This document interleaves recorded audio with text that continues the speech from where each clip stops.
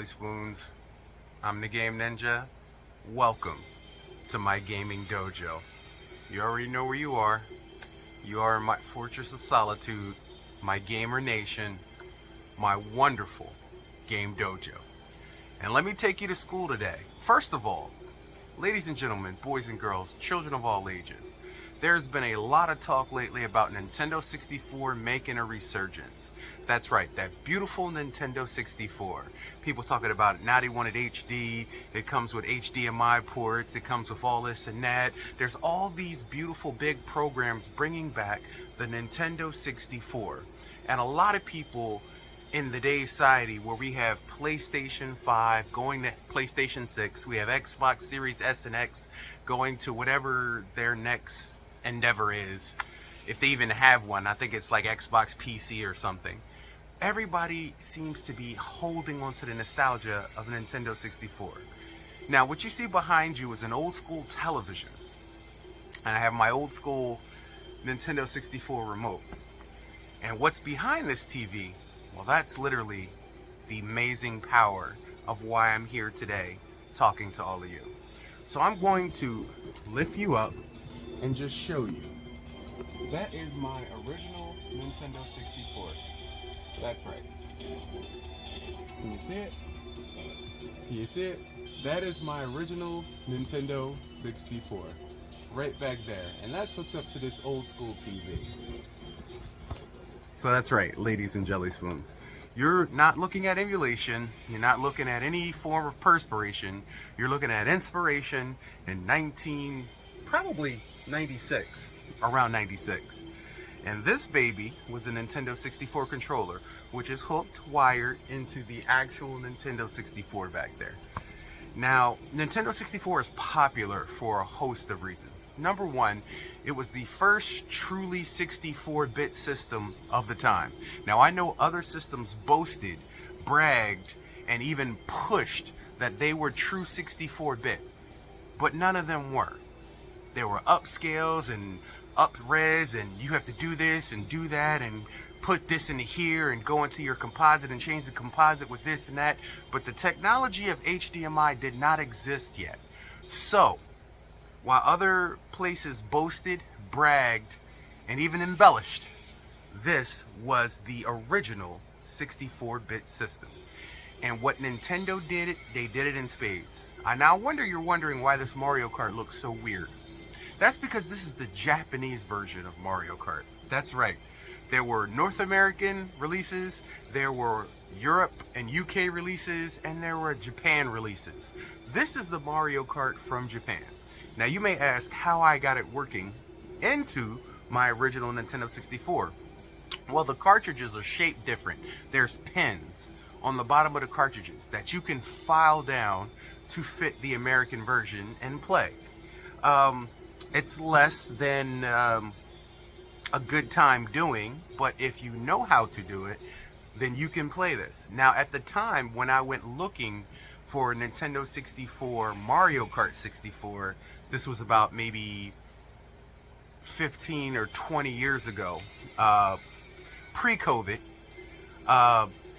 nostalgic gaming had an all-time high, which means any classic collecting that you tried to find and tried to get was super uber expensive, almost impossible to find. But I had a friend in Osaka who had a Mario Kart laying around. And thank you very much, Otomo, who sent me via mail the Nintendo 64 version of Mario Kart. Now, when I got it, I was happy and excited.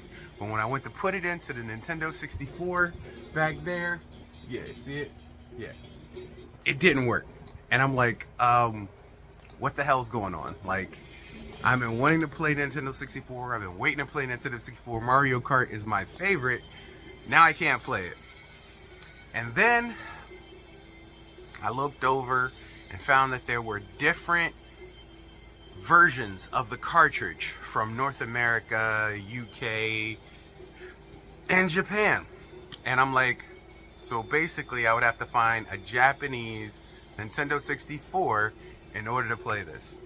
And a friend of mine said, no, You just, you have to make it fit the American version because the plastic tips on the cartridge, they don't fit right. And I was like, okay, but if I take these pieces off, am I like destroying the cartridge? He was like, no, it's just, the American cartridge can read it. It just blocks it with those two pins. So you can either modify the system or you can modify the cartridge. And I chose to modify the cartridge because I didn't want to break my system. So I did that, plugged it in, and next thing you know, Mario Kart goodness. Now I spent quite a few years in Japan, so reading the menus and understanding the language wasn't too hard for me. You get this and that, and you have enough to go on and you can navigate the menus. But I'll hit start for you. So you can see that this is an active controller. There you go. And right here you have, they let you know right there. And you can still see the 50cc, 100cc, 150cc. And then I have the mirror mode unlocked because I played through all of these. You hit the button, you can pick whichever you want. All the characters, you see Kinopio, which is Toad, but everybody else is pretty much exactly the same. Let's say we pick Mario.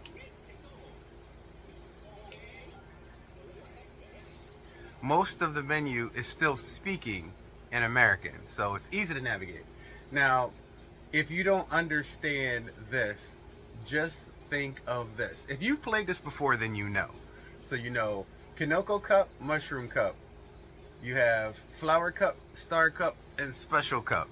Each one with their host of different boards. Special Cup ending in Rainbow Road being the last one.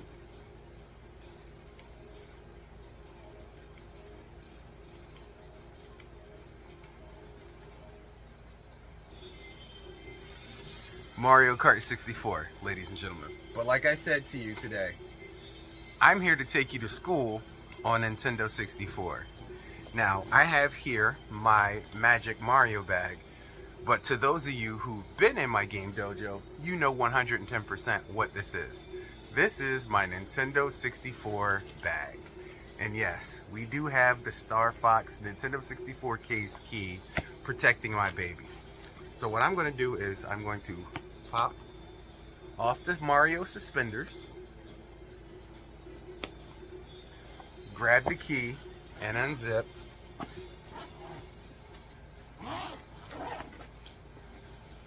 And inside we have the legacy of goodies. These are Nintendo 64 cartridges. Now, for those of you who don't know what a cartridge is, this is a cartridge. Nintendo 64, circa 1990s. Now, the pens that I were talking about are here. That game has special pens that block it from going into the American system. So you have to literally clip those pieces off in order for it to fit the American system, and then it'll run. Or you can modify your American system. And as you can see, I don't know if you guys can see, let's see if I can get as close as I can. Let me show you this version of Mario Kart.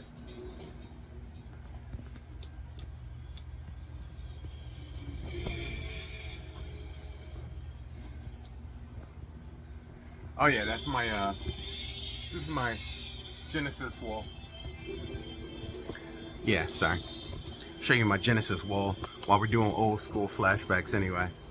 So, inside here, I have a host of Nintendo 64 games. Now, there are way more games than what I have, but when I started collecting, retro collecting again, I just wanted my favorite, because going back to the 90s, when I played Nintendo 64, there probably would have been a bunch of other games that I wanted and I could have gotten, but at the time I was renting them from Blockbuster. So I would go to Blockbuster every weekend.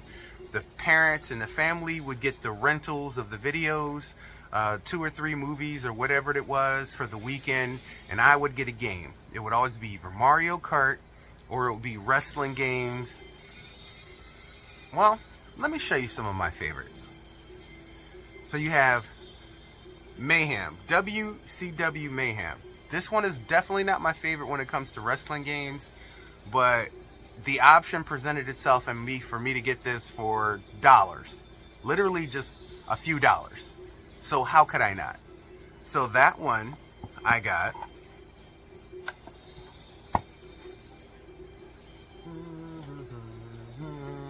Alright. 1080 Snowboarding. Another great game. I played this one a few times. I like the music. And it's the first time when I was playing a game that had like real contemporary soundtracks where you snowboarded and raced to soundtracks. Awesome game. That's pretty much why I got that. WCW versus NWO World Tour. This is one of the first great wrestling games I've ever played in my entire life. Hollywood Hulk Hogan at that time was the antithesis of an evil man, and him bringing the NWO into WCW was a brilliant piece of great storytelling. Every time the NWO invaded WCW, it was always a great time. From them beating Macho Man with Slim Jims, telling him to snap into a Slim Jim because at the time he was in the commercials marketing Slim Jims, to Scott Hall and Kevin Nash, the Outsiders, doing Survey Time. Hey yo, Survey Time. Did you come to see WCW or did you come to see the NWO? They made the NWO great. And then later on they split in half and you had NWO Red, NWO White, then you had the LWO, the Latino World Order, then you had BWO, and it just turned into this huge gigantic thing that everybody was marking a WO. But the NWO did it first. They made being the bad guy cool. And you either went against them, like Sting and his people, or you joined them. And Sting ended up joining the NWO later on in the series. I also have WCW versus NWO Revenge. Now you notice this might say, property of Blockbuster. There's a story behind this. I may or may have not have rented this around the time Blockbusters went out of business forever and Nintendo 64 wasn't even popular anymore. They were like 3 or 4 gens past the Nintendo 64, and I don't know why they were still renting it. I didn't question why they were still renting it. It was just a free rental that went along with everything else they had, and I did. And it just so happens I kept this just long enough, not knowing that Blockbuster was going to shut down. And it did shut down. And they asked everybody to turn in their rentals, and at the time I just happened to be out of town when I rented this, and we came all the way back here, and I forgot it was in the trunk. Nobody knew it was in the trunk. So I ended up with 3 or 4 movies and this forever. We tried to call them back. There was no answer. We tried to send it in mail, try to do everything we possibly could to contact the area, and there was no avail. So we ended up with this. We ended up with some horrible movies, but I ended up with this baby free and clear. Later on, I was able to find a Blockbuster that was still open, and I asked them about it, and they told me you can pay restitution if you want to, or you just could keep it. And they asked me, was it in a state or without a state? And I told them it was without a state, and they said that the place already closed, and I told them yeah, and we went through the whole thing, the whole fiasco. So I ended up with WCW versus NWO Revenge, free and clear. Absolutely amazing. Now, the peak of wrestling games in the 90s were either on PlayStation 1, or they were on Nintendo 64. And Nintendo 64's wrestling scheme was amazing in some games. Some games it was absolutely horrible and dreadful, but some of them are really good. Now, WCW Nitro. This game I would expect it to have been absolutely wonderful, but this game was absolutely horrible. And that just goes to show, THQ had a beautiful name on a bunch of wrestling games, and then a bunch of other wrestling games, they were just cash grabs. You could tell that there was no effort put in. This one I hoped and prodded for greatness, but unfortunately not all of them are great. But I have a piece of history forever with me now. Then you have Killer Instinct Gold. This is a must-have for all Nintendo 64 nostalgias. This just got added probably about 6 to 10 months ago, around that area, on the Nintendo Switch. On the Nintendo Switch online Nintendo 64 service, they just added this.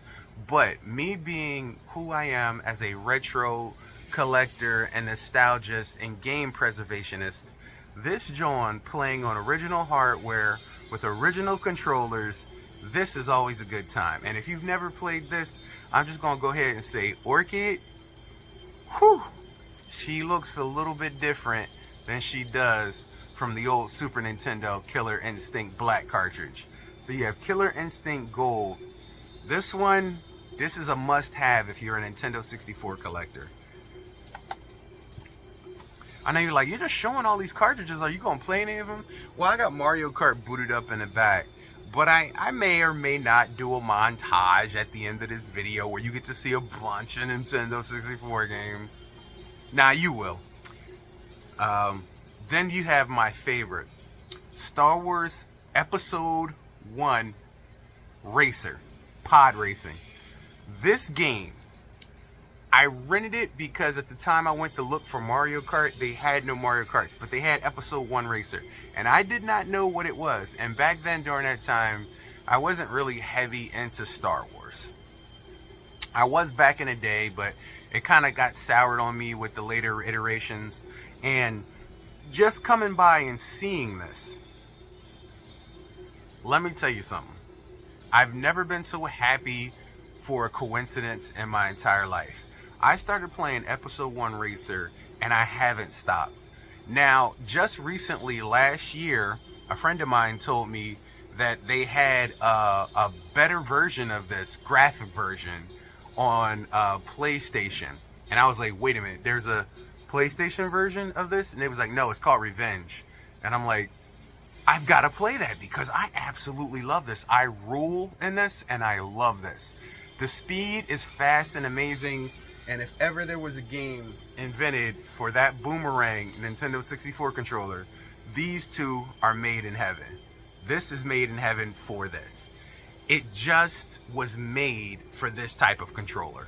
Like, you can use a modern controller and do emulation and everything else like that. Emulation is fine in a bind if you can't do anything and it's what you have to rely on. But if you have the ability to play the actual hardware and the actual software with the actual hardware intended, it is a nostalgic feeling unlike any other. And let me tell you something. Pod Racer. Whew, let me tell you. Tatooine, Boonta Eve. It's some tricky boards, but this right here is absolutely one of my most favorite games. If you are a racing fan and Nintendo 64 fan, this baby has to be on your list. And it's kind of heavy. That's what I liked about these cartridges. They felt like they were well made. Then Star Fox 64. I know you didn't think I just had the key ring on the case and not the game. Star Fox 64 is an adventure and a great time almost any time. It was a little bit different from Star Fox on the Super Nintendo, if that's what you're thinking, but this one with the different vehicles and the better graphics, this is a monster. I love this. This is the main reason why I got into Atlas, the Star Fox game. Well, it's not Star Fox, but he's a part of it. That Atlas game that they had for like PlayStation. No, it wasn't PlayStation. It was Nintendo Switch. But they had it out before for another. I have to check into it. It's an Atlas game that you could get the R-Wing and you could get Star Fox and his team and put him a part of it. I played it not too long ago.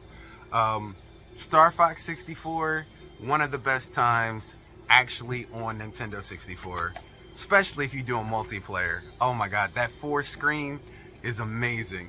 Now, the next game is responsible for all your Call of Duties, all your first-person shooters. It all started on Nintendo 64, believe it or not, with GoldenEye.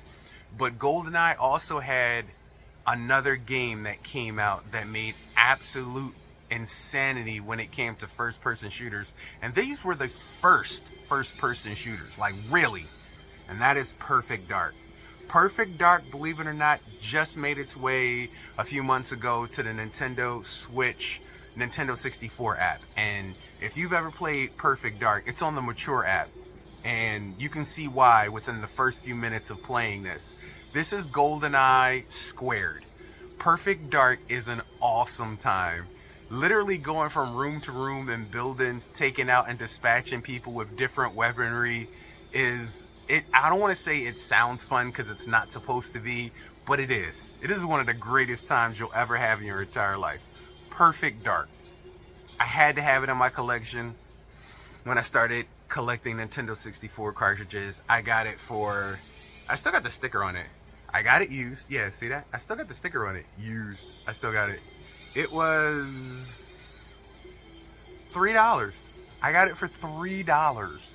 Perfect Dark for $3. How could I not? How could I not? So, what else we got here? All-Star Baseball 99. I wasn't heavy into sports on the Nintendo 64. Fighting, racing, football, clay fighters, things like that. But All-Star Baseball, I saw it in a shop and it was only 98 cents. And when you're collecting Nintendo 64 cartridges and memorabilia, you came across a Nintendo 64 for 98 cents, you do it. You just do it. And I ended up loving it. I ended up playing it and loving it. Nintendo 64 had a ton of sports games. Actually, I will say Nintendo 64 is probably one of the most versatile systems of the 90s. It had something for everybody. Sports. It had something for action, horror, excitement, children. Like the Nintendo 64...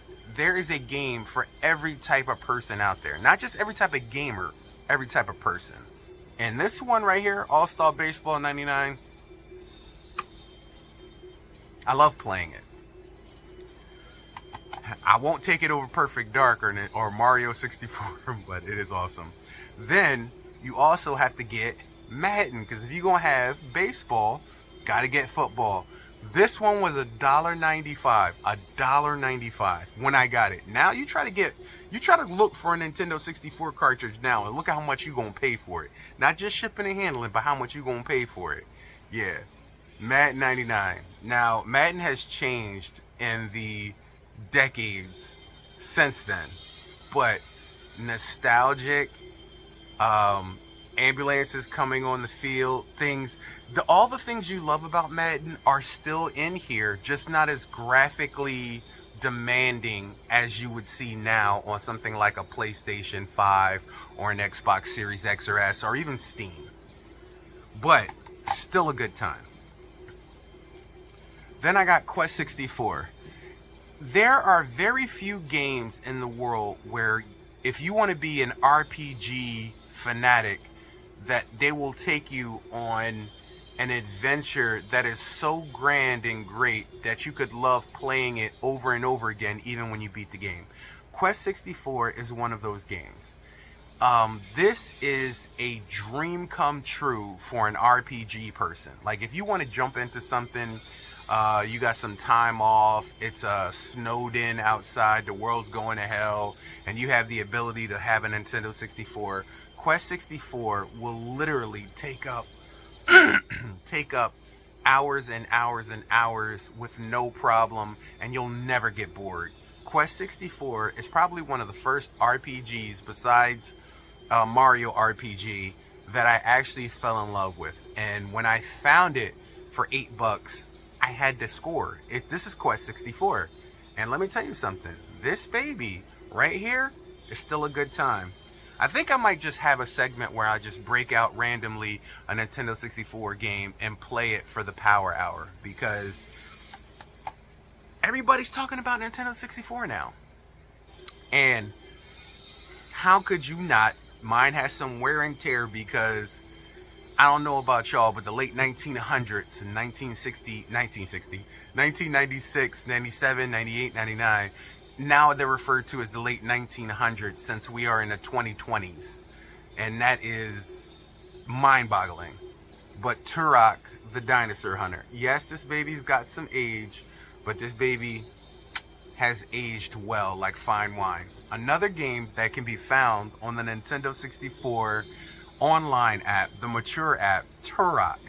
Turok was one of those games that came along that you didn't know you were going to love, but instantly fell in love with the music, the characters, the design, and the guns. I hate to say that because I don't want to be an advocate for violence, but the guns in this game, this is the first game I've ever played in my entire life where the gun from Predator, the one that Jesse Body Ventura has that spins around and shoots, the Medi gun, the Gatling gun, the ones that's on helicopters that spin and shoot and you hold it in your hands. This is the first game I've ever played since the movie Predator that actually had that gun in here. And I actually have a book with codes that I actually went into my brain meats from back in the day and did those codes. There's invincibility codes, there's rainbow mode codes, there's disco mode codes, there's big head codes, there's all weapon codes. There is so many codes when it comes to Turok the Dinosaur Hunter, but each one of them is amazing. And I think one of these days I'm going to sit down and just dedicate an entire day to Turok because it deserves it. Not to mention the level 1 key. I can't tell you for how many years after this, every time I drunk something, I would spin around and do the level 1 key. And then when you fall to and then you see the rainbows and the sparkles and the lights, and then he spins around. I am Turok. Yo, this shit right here, this is a good time, and this is a memory. If you're looking for something to add to your Nintendo 64 collection, Turok the Dinosaur Hunter. You could do Seeds of Evil, you could do the other ones too, but this one, the first one, this baby has got to be a part of it. It's got to be part of your gameplay. It's got to be. And then you have, how could you not? Because when it comes to the Nintendo 64, you have pack-in titles, you have launch titles, and it launched probably with one of the best looking Marios and best playing Marios we had ever seen. Even to this day, Odyssey is amazing, Mario Wonder is amazing, and Super Mario World was amazing. But after the Super Nintendo, you were wondering where the series was going, and Mario 64 answered that question. One of the most expensive cartridges, still hard to find to this day, and you're going to pay out the yin-yang to get it. I got mine, believe it or not, for I think $18. But this cartridge costs as much as most modern games nowadays when you go looking for it. And this baby is, this is nostalgia. I played this game so many times when I was younger that I had headaches. That's how I know I had to stop playing Mario 64. I used to get headaches and get dizzy because of the polygons and the camera angles. I am going to say this is one of the worst camera angle systems I've ever seen in my entire life. But that's the charm of it, because they utilize it in such a way to screw you over. I can't tell you, before people rage quit, we had rage quits back on this game. You try to fight on a Bowser level where you're trying to turn around a corner and there's things spinning and you have to jump on it and you can fall and go to lava and die, and the camera just won't turn because it gives you that because you have to figure out how to way to navigate that blindly. Absolutely frustrating, but one of the most amazing throwbacks to Mario 64. This one got to be part of your collection. And then I have Diddy Kong Racing. The pairing to Mario Kart, I don't know why this is not on the Nintendo Switch Online app. This should have been a day one right here. This should have been a day one. This is a no-brainer. Diddy Kong Racing was basically Sonic Racing Transformed before Sonic Racing Transformed. The vehicles you can pick are ground and air and sea. This game right here, even though I don't like the Kongs, I don't like Donkey, Diddy Kong Racing, I spent many hours on. And this was a mistake too, because I went to the Blockbuster. They didn't have the Mario Kart, but they did have episode 1, and then they had Diddy Kong Racing. And I'm like, well, I like racing, so let me try the Diddy Kong Racing. I cannot tell you how this thing stole my life for weeks and months on end until I beat it. Diddy Kong Racing, definitely another one you have to have.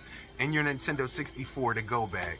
Now, this is my Nintendo 64 to go bag. These are the games that I have on standby to play.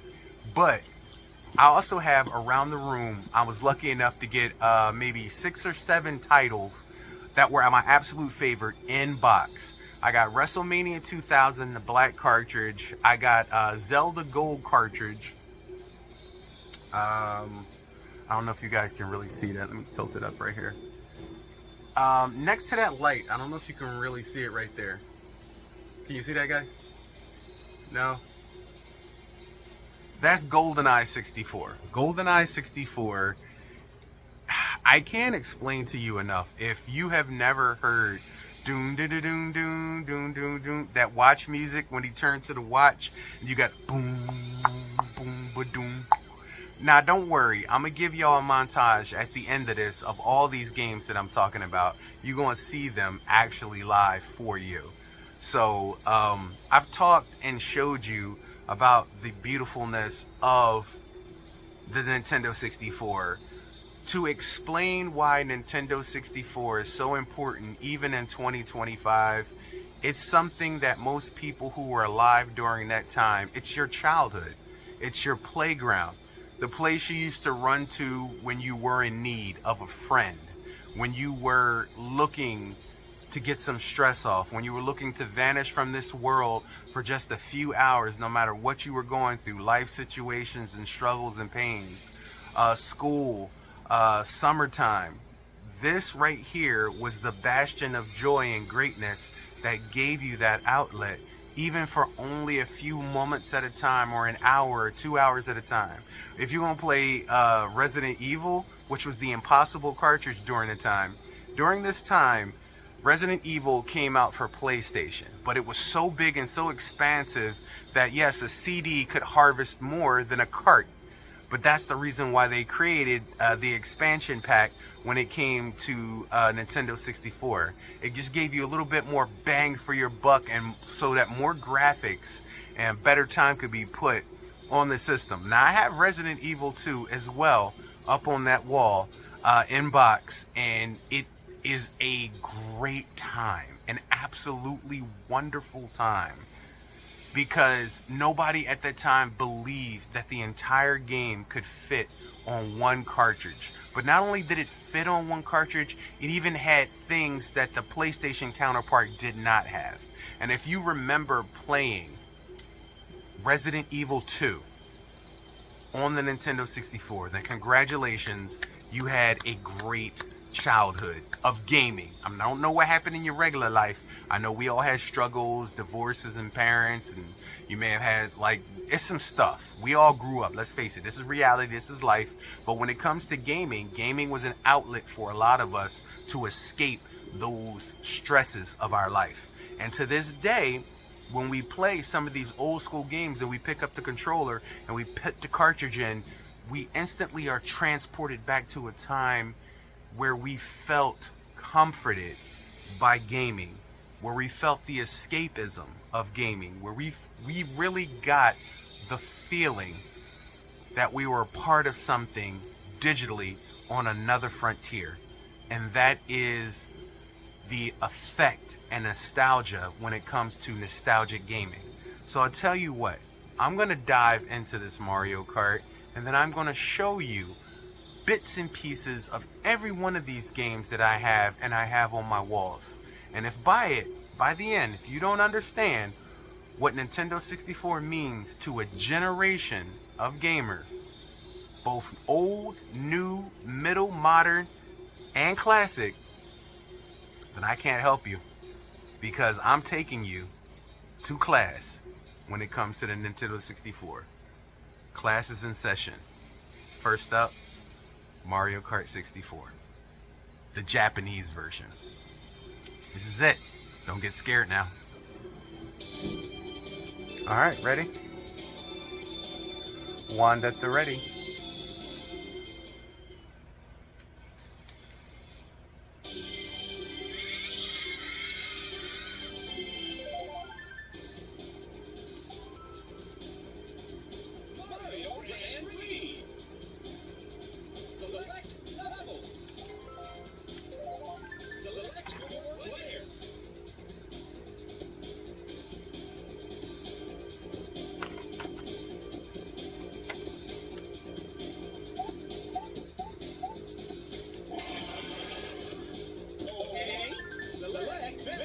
Now notice they call him Koopa, not Bowser.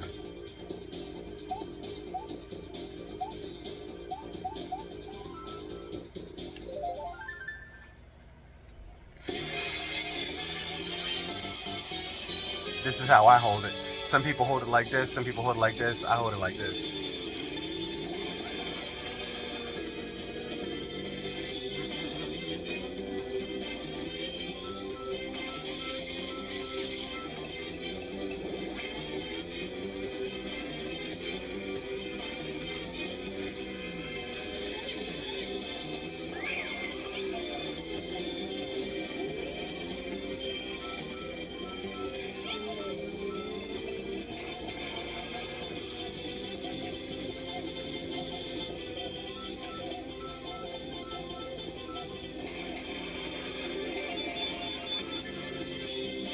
The rubber banding was horrible in this. No matter how far you were ahead of somebody, the computer would always catch up.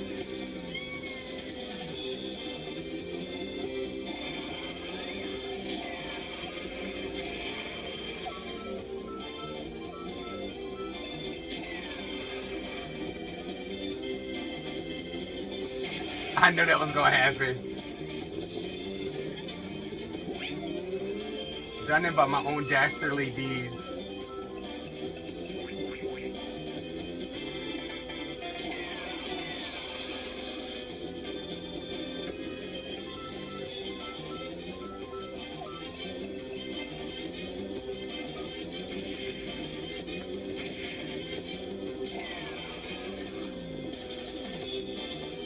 How did that not track him?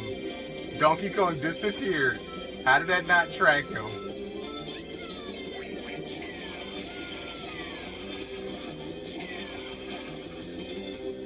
How did none of them track him?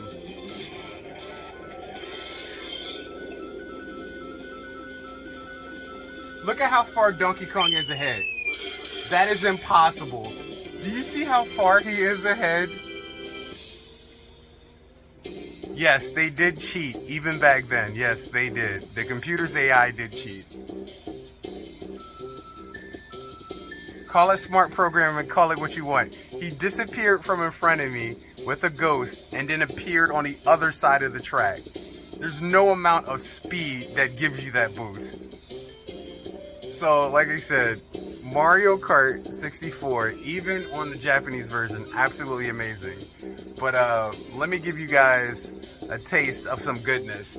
So I'm gonna switch from point A to point B because I have something special set up for you guys. So stay right there, don't go anywhere.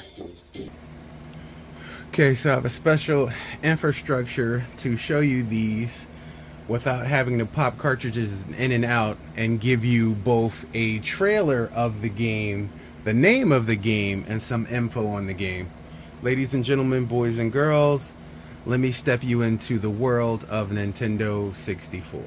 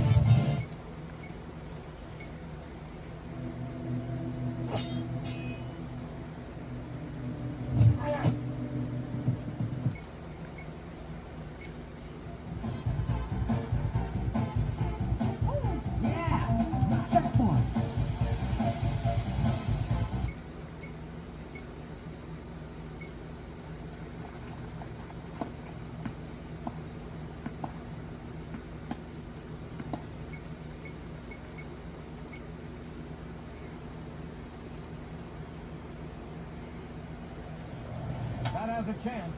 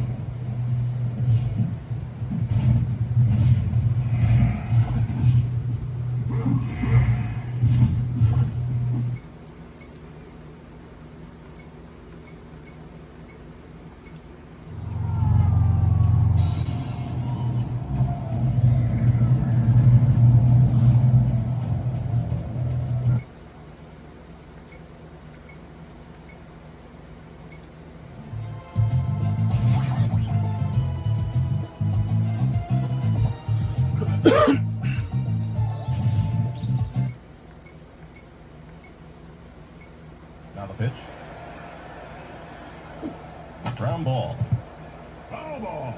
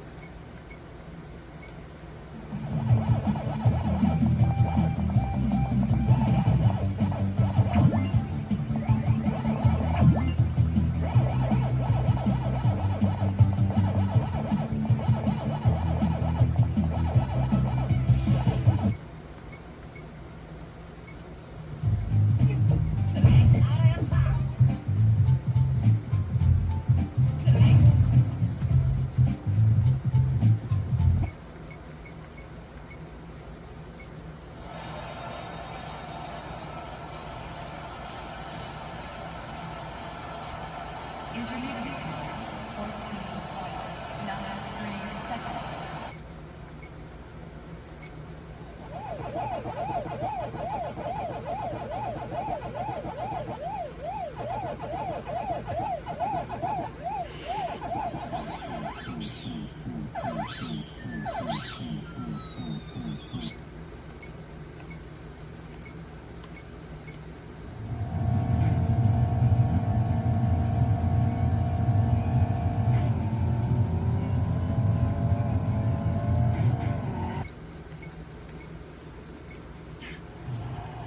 Green plays it up, and it's no good. Green passes the ball to Bryant.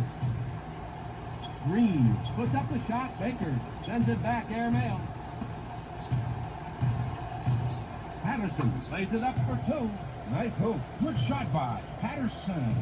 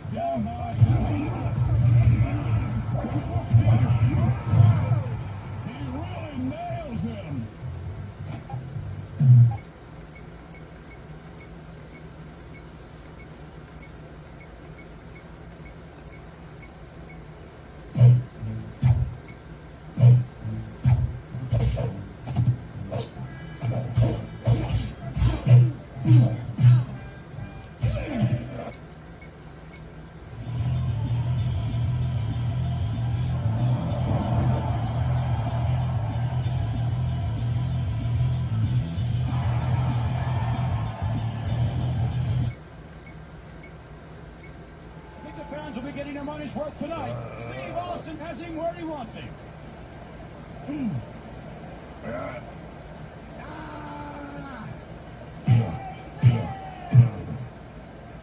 I can't believe he threw him that far.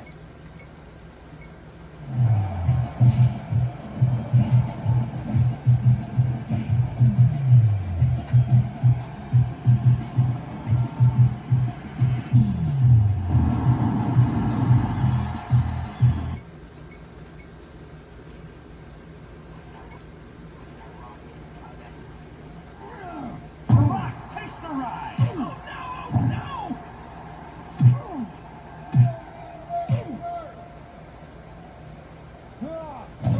Mosh's in a tough spot now.